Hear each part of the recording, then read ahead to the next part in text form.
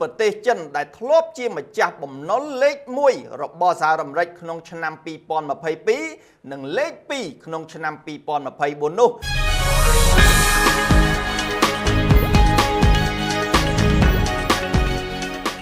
សូមគោរពជំរាបសួរអស់លោកស្រីជាទីគោរពរាប់អានថ្ងៃនេះខ្ញុំធារុំនឹងលើកយកប្រធានបទដ៏គួរឲ្យចាប់អារម្មណ៍មួយទាក់ទងនឹងប្រាក់ដុល្លារនិងមានការប្រែប្រួលយ៉ាងណា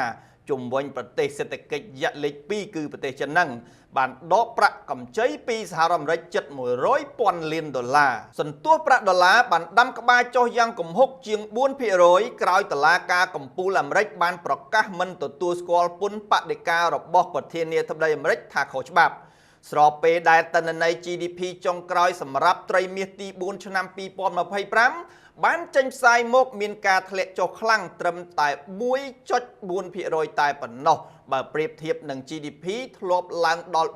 4.4% កាលពីពេលកន្លងទៅ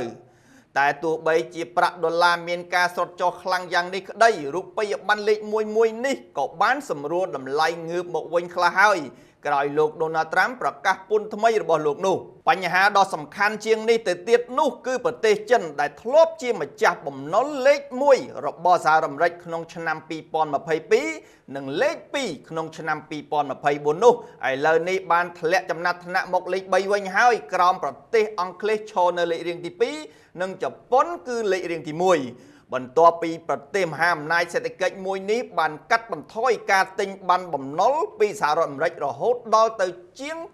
75,000 លានដុល្លារក្នុងឆ្នាំ2025នេះបើយោងតាមការចេញផ្សាយរបស់ស្ថាប័នរដ្ឋាភិបាលជាតិអាមេរិកបាទការដកប្រាក់ដ៏មហាសាលរបស់មហាយក្សចិនចេញពីសហរដ្ឋអាមេរិកនេះកើតឡើងក្រោមភាពតានតឹងទាំងកត្តាសង្គ្រាមពាណិជ្ជកម្មនិងភាពតានតឹងនយោបាយសកលស្របពេលដែលប្រទេសមួយចំនួនបានកាត់បន្ថយការកាន់កាប់ប្រាក់ដុល្លារផងដែរដូច្នេះបញ្ហានេះនឹងរឹតតែធ្វើឲ្យរដ្ឋបាលលោក Donald Trump មានការប្រុងប្រយ័ត្នខ្ពស់ជាងមុនទៀតក្នុងការប្រើប្រាក់ថវិកាជាតិជាពិសេសក្នុងការធ្វើសង្គ្រាមលក្ខណៈទ្រង់ទ្រាយធំណាមួយនោះ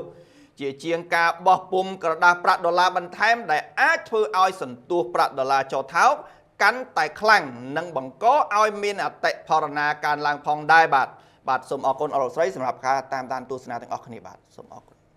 បើកអ្នកនេះទិញលក់ហាងឆេងមាសឥឡូវនេះលោកអ្នកនឹងទទួលបានការបណ្ដុះបណ្ដាលនិងការប្រឹក្សាពីអ្នកជំនាញព្រមទាំងក្លាយជាសមាជិកនៅក្នុង Channel VIP ដែលគិតថ្លៃ